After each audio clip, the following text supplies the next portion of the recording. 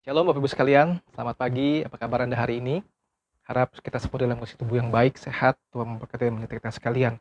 Selamat datang dan bergabung di dalam YouTube channel ministry, Partner Ministry yang saya kelola. Saya berdoa kiranya lewat renungan-renungan yang disampaikan setiap minggunya boleh menjadi kekuatan berkat buat kita, khususnya di dalam memasuki awal minggu, dalam pekerjaan dan aktivitas kita sehari-hari. Sekalian, kita sudah merenungkan ada bagian-bagian firman Tuhan yang mendidik hidup kita. Seluruhnya mendidik hidup kita sebetulnya.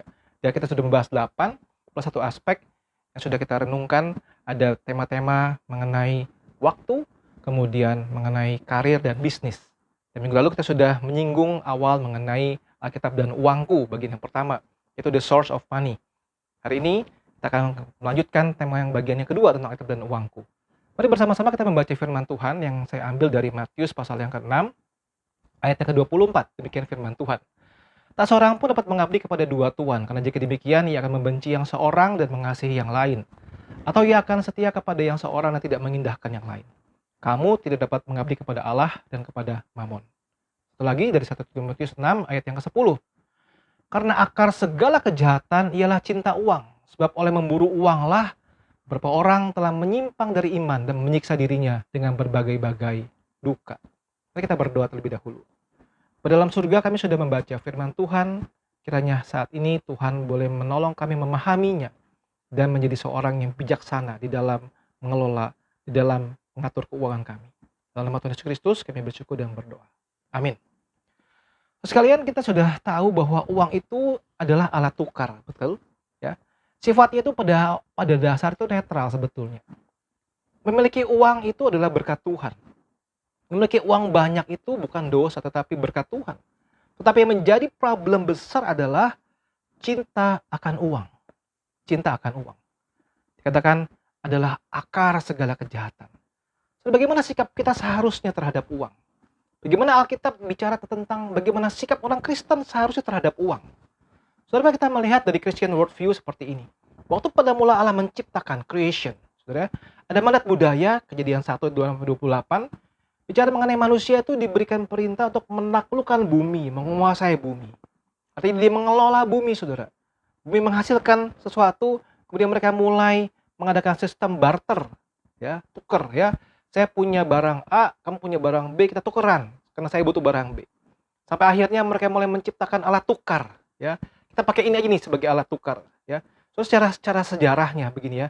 Dicatat di dalam abad yang ke-6 sebelum Masehi ada bangsa Lydia yang hidup di Turki. Mereka membuat alat tukar campuran emas perak seperti kacang polong. Sebutnya itu adalah elektrum. Pakai itu untuk alat tukar. Kemudian mulai tahun 560 sampai 546 sebelum Masehi, uang logam pertama diciptakan oleh Croesus di Yunani. Uang logam pertama. Dan pada abad yang pertama Masehi, pembuatan uang kertas dimulai di Cina.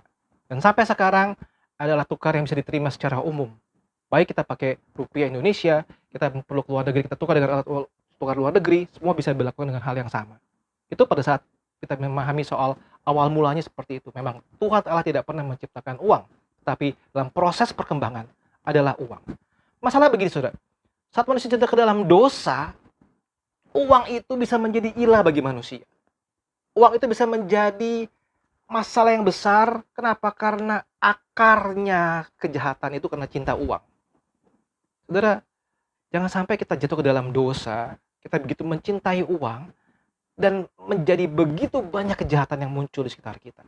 1 Timotius 6 yang ke-10, akar segala kejahatan adalah cinta uang. Saudara, kita ingat bagaimana Yudas Iskariot terhadap Yesus. Karena dia cinta uang, dia mengkhianati Yesus, dia menjual Yesus, saudara. Kita tahu di dalam media massa, kita melihat sekitar kita pun begitu banyak orang yang berkorupsi, saudara. Orang-orang yang bercerai karena uang. Orang-orang yang berselingkuh karena uang. Orang-orang yang merampok, mencuri, membunuh karena uang. Kalau orang-orang berebut kekuasaan karena uang. Dan kadang-kadang itu pun terjadi di dalam gereja Tuhan. Akar segala kejahatan. Dosa pun membuat apa? Orang merasa uang itu sebagai sense of security, satu rasa aman. Padahal itu adalah rasa aman yang salah, rasa aman yang keliru. Lihat saudara dalam Lukas 12 ayat 13 sampai ayat yang ke-21. Ada banyak sekali, saya akan bacakan ayat yang ke-18. Ayat 19. Sudah itu aku akan berkata kepada jiwaku, jiwaku ada padamu banyak barang, tertimbun untuk bertahun-tahun lamanya. Beristirahatlah, makanlah, minumlah, dan bersenang-senanglah. Firman Allah kepadanya, engkau orang bodoh, pada malam ini juga jiwamu akan diambil daripadamu. Apa yang telah kau sediakan untuk siapakah itu nanti? Demikianlah jadinya dengan orang yang mengumpulkan harta bagi dirinya sendiri, jika ia tidak kaya di hadapan Allah. Soalnya karena manusia jatuh dalam dosa, mereka memiliki perasaan pingin secure karena punya uang. Padahal saudara, uang memberikan false sense of security. Rasa aman yang palsu, rasa aman yang keliru. Lihat contoh tadi saudara, waktu dia tadi sudah punya semua, Tuhan bilang no. Pada malam ini juga kau akan dicabut nyawanya. Apa yang bisa kau pegang? Tidak ada. Saudara, yang berikutnya lagi adalah karena dosa manusia, satu kerinduan, pursuit of money, kejar uang. Sometimes membuat orang susah masuk dalam kerajaan sorga. Saudara, ada kisah Matius 19 tentang orang muda yang kaya. Saudara tahu kisah orang itu? Orang muda itu melakukan semua aturan-aturan Taurat dari mudanya, saudara. Tuhan bilang di sini, jika engkau hendak sempurna, pergilah, jualah segala milikmu. Berikanlah itu kepada orang-orang miskin, maka engkau akan beroleh harta di surga. Datanglah kemarin, ikutlah aku. Apa respon pemuda itu, saudara? Dia pergi, dia keluar, dia menangis dengan sedihnya. Mengapa? Karena dia merasa bahwa tidak bisa kehilangan uang itu. Dan Tuhan berkata begini, aku berkata kepadamu, sesungguhnya sukar sekali bagi seorang kaya untuk masuk ke dalam kerajaan sorga. Saudara, bukan berarti orang kaya tidak bisa masuk kerajaan sorga, saudara. Tapi satu kerinduan hati yang pursuit of money, kejar uang. Pada akhirnya, uang menjadi ilah dia. Dosa manusia. Maka orang itu dia bisa melepaskan ilah itu. Dan orang itu dia bisa masuk dalam kerajaan sorga. Tapi puji Tuhan, saudara. Ada penebusan Kristus.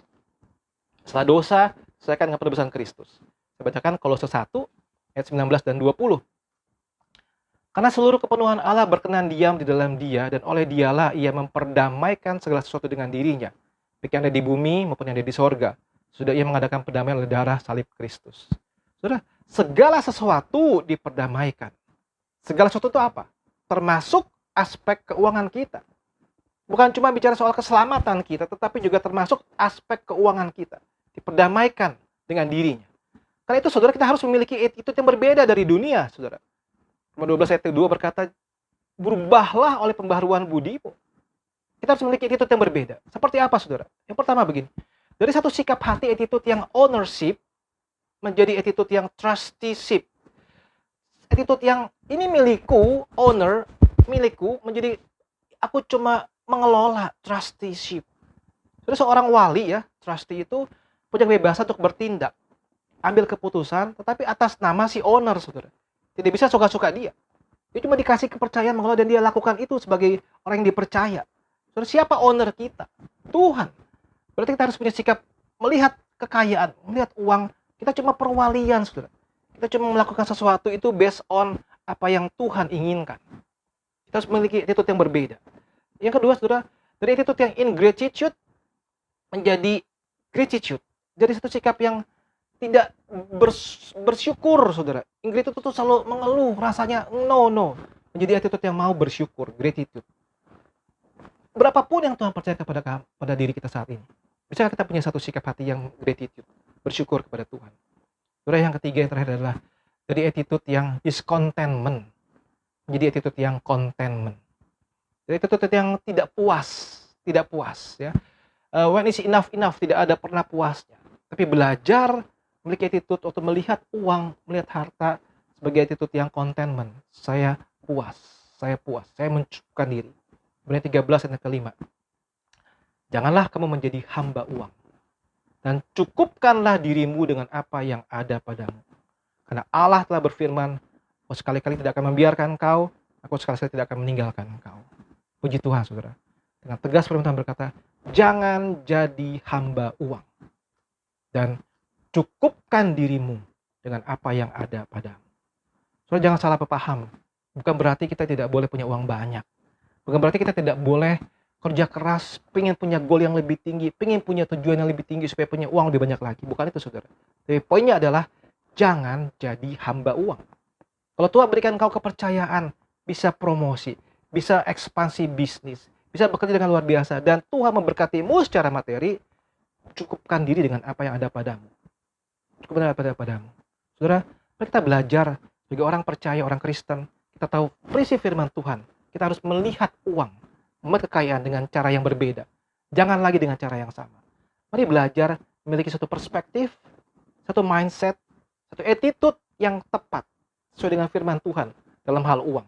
Dan ajarkan itu sedari kecil kepada anak-anak kita. Uang tidak boleh jadi berhala atau ilah. Tapi uang menjadi alat yang kita pakai. Yang kita pakai itu apa? Menghadapi rencana Allah bagi hidup kita. Menghadapi rencana Allah untuk kesejahteraan bersama. Dan demi kemuliaan Allah. Saudaraku, minggu depan kita akan teruskan. Saya akan mengajak kita merenungkan tentang bagaimana kita memiliki satu perencanaan, memanage uang kita. Tapi pada akhirnya, pada saat ini saudara, saya sekali lagi mengajak kita untuk memakai uang kita, melihat uang kita sebagai satu alat di tangan Tuhan, yang Tuhan percayakan buat kita untuk mengenapi rencana Allah bagi hidupmu, hidupku, dan masyarakat sekitar, dan demi kemuliaan Allah. Jadi Tuhan menolong kita sekalian. Tuhan Yesus memberkati. Amin.